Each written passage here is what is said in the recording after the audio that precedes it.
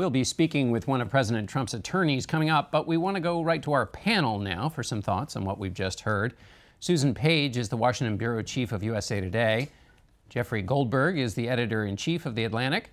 Ed O'Keefe covers politics for The Washington Post and is a CBS News contributor. And Ramesh Ponnuru is a senior editor for the National Review. Susan, I want to start with you. You wrote this week about the Don Jr. revelation, smoke meets fire. Smoke meets fire. You know, I think this, in the history of this, is written, this will turn out to have been, this past week, a pivotal week, a watershed week, because this was not a report based on anonymous sources or based on Democratic critics or people you don't know. These were emails released by Donald Trump Jr.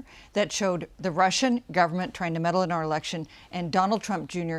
eager to meet with them to see if he could get information from them. We don't know if collusion resulted, but we know that there was an eagerness to collude, and it is now impossible for the Trump forces to say there isn't the material to make a legitimate investigation, and it also undercuts all those denials that we've been hearing. That's right. Ed, Mark Warner said gleeful.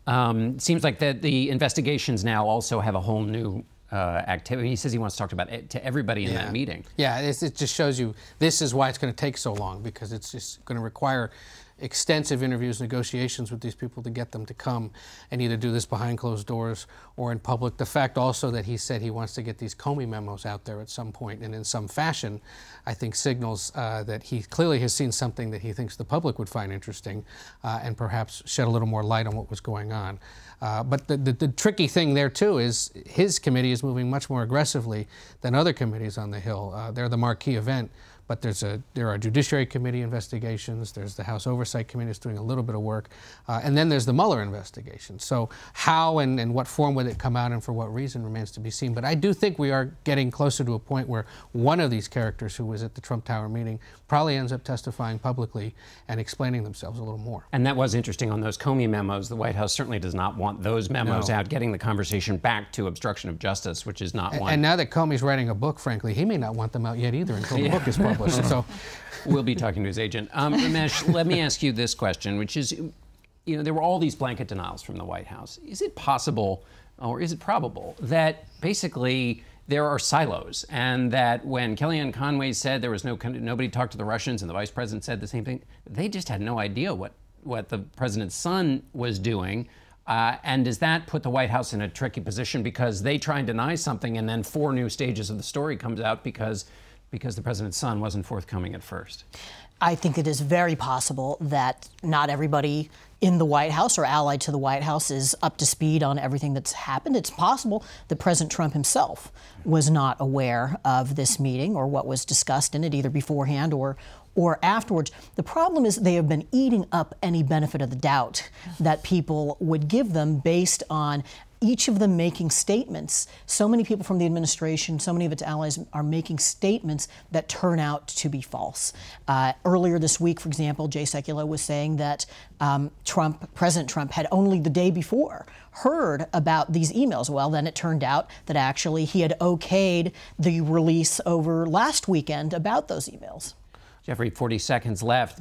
But if there was collusion, wouldn't it have been a little bit more ship-shape? This was an email that came from a music promoter. I mean, it was kind of a chaotic affair. It's John le Carre meets the Marx Brothers, I think. Bullwinkle and yeah, it's right. It's Natasha, Boris and Natasha here. No. I mean, literally, you know, each day this week we saw. It turns out there was another Russian intelligence agent in this meeting. It was literally like the Marx Brothers, the Night of the Opera, the stateroom scene, where you're just shoving more and more people into this room. Yes and no. I mean, you can have collusion, and it could be incompetent collusion as well. It doesn't, just because you can't execute collusion well doesn't mean it's not collusion. I think that's what we're seeing here. Also, at this point, going to this issue of credibility, who knows what's going to come out next week? We don't have any idea. All right, we're going to leave it there. We've got more. I'm going to ask the panel to stay right here, and we'll be back to them later in the broadcast. Next, a look at some moments in politics when politicians turn down the opportunity for some opposition research. And we're back with our panel. Susan Page of USA Today, Jeffrey Goldberg of The Atlantic, Ed O'Keefe of The Washington Post, and Ramesh Ponnuru of National Review. Susan, I want to start with you. Before this revelation, when we talked to White House officials about any connection between Russia and any Trump officials. They said, almost, how dare you even ask the question? This is a smear to suggest that anybody would have been connected at all. The vice president reacted that way. So did Kellyanne Conway. Because for them, it was out of bounds, the whole notion. Now that there is a proof that the president's son was anxious to go to a meeting with someone who was advertised as a Russian agent, well, no big deal. That seems hard to switch that quickly. It's such a big lie to say we did that, but now you found out we did that and it's just not a big deal. Yes, I think that's a hard needle to thread, and it puts people like Mike Pence in a terrible situation because he has misrepresented something that we now know, we assume unknowingly.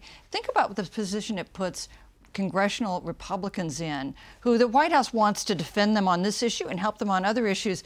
And yet even Jay Sekulow seems very reluctant to get out very far ahead in responding to your questions because no one is quite sure what is going to turn up next week. And Ramesh, let me ask you, the president said, well, anybody would have taken this meeting.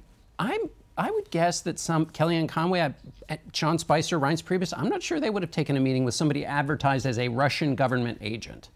Well, you know, one thing that's been really notable is that you don't have campaign officials from previous Republican campaigns coming forward and say, yes, this is routine. We took meetings like this all the time. Nobody from McCain world or Romney world or George W. Bush world is saying anything of the type because, in fact, it's highly unusual. What you are not getting, though, interestingly, is a unified public line from the strong supporters of the president. Some of them are saying, nothing to see here, no big deal, this is totally appropriate. Some of them are saying it was inappropriate, sure, but everybody does it. Some of them are saying Donald Trump Jr. was somehow set up. There is a complete cacophony. They have not managed to, maybe they were trying to coordinate with the Russians, they're not coordinating with one another. It is also, Jeffrey, interesting to see, I mean, it was Mitt Romney's position about the Russians as far back as the last election, that they were the #1 geopolitical foe, and that now to see some people arguing, not that big a deal, that, you know, Russians, well, they're just like the Ukrainians, but they weren't at this point in 2016. Well, something's happened on the right in America in which Putin has been reimagined and Russia's been reimagined as a stalwart Christian nation opposing radical Islam. That was not Jay Sekulow's viewpoint as of last year, by the way. But there is a counter movement in certain circles of the right that says Russia is our natural ally. And this obviously is in Russia's best interest to have this argument. It is certainly not, it certainly has not been a mainstream Republican argument, which is why most Republicans would have said, really, you want me to meet with a Russian agent during a campaign? You got to be kidding. I mean, this is starting to calcify now among devoted Republicans. While 60% of Americans now think Russia tried to influence the election in the new Washington Post ABC poll out this morning, and 44% think Trump benefited directly from that attempt. If you look at Republicans, the number of them, or Republican-leaning independents who think the Russians sought to influence the election and that the Trump team intentionally helped, has dropped to just 9% of Republicans. So a majority of them now are on the president's side, think that all of this is just designed to discredit him from a partisan perspective. Well, the rest of the country is like, no, there's just some real serious problems here. That's why Jay Sekulow feels he can come out here, pull what is now known as the full Sekulow, show up on all the shows this morning defending the president, and say what he's saying because he knows that the president's base is still with him. And there's nothing that has come out yet that really will change that. Pokes at that at all.